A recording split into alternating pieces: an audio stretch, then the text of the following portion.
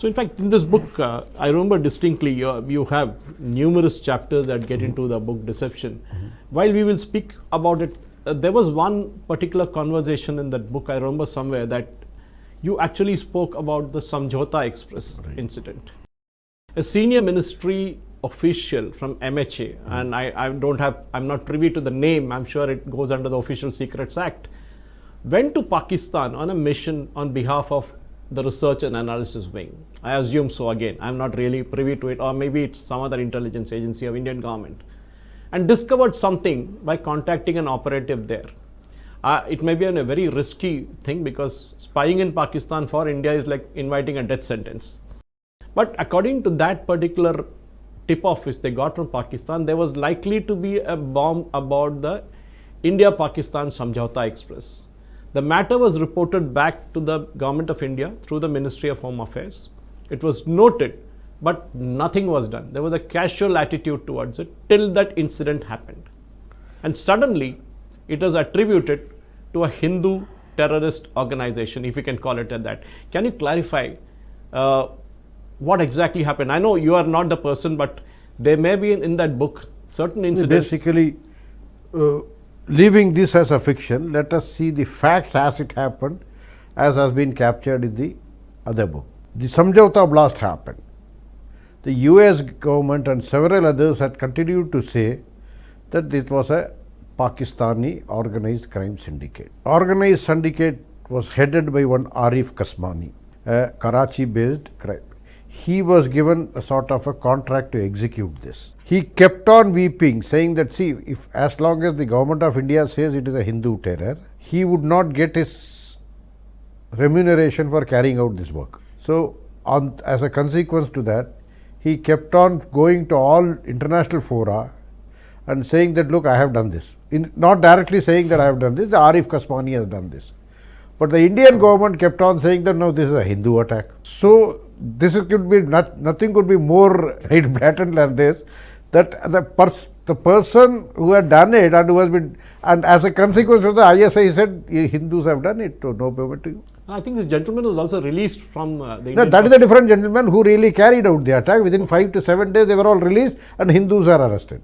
His foot soldiers were released.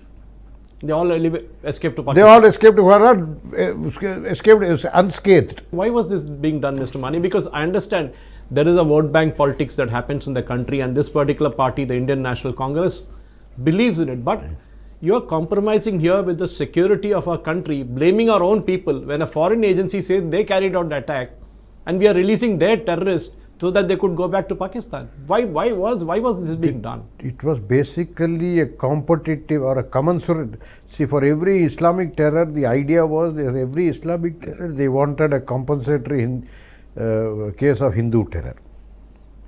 So, green terror versus saffron terror. Some sort of idea was put. I have explained in all the books that how it was seeded. It all started with an attack on the RSS headquarters. I mean, the thinking caps must have been worn much before. But incidentally, let me tell you something very interestingly. Whenever any Indian VIP goes or an Indian team goes to Pakistan, there have been some problems here. So, after the composite dialogue process started with the meeting of Manmohan Singh and a famous place there it was there, and Manmohan Singh and I remember Parvez Musharraf. It's a resort where they met January 2005. Yes, where Parvez Musharraf kept on saying that we will not allow in Pakistani soil to be used for terror attacks.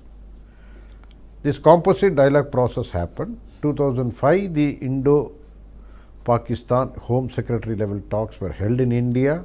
In 2006, it was held in Pakistan. And before the delegation could come, there was an attack on the RSS headquarters in Nagpur, 1st June 2006. That would have been possibly a starting point or a trigger for everything that followed? On that very day, that the purported meeting which I have said, with actual in position in situ Home Minister, I say de facto Home Minister, and an IPS officer who was very close to the Home Minister de facto had called me. I kept on saying that let the senior team of the Home Ministry come. They are coming from Pakistan. They will land by 4 o'clock. But he continued to fish for information where some Hindu terror case can be framed. But we had really neither in investigative reports nor in intelligence report. They are different. Investigation reports have evidentiary value. We did not have any such information, and that was not palatable to the in situ Home Minister, who was unattached. The person who was running the Home Ministry was something different, and his closest, and that person was from Madhya Pradesh.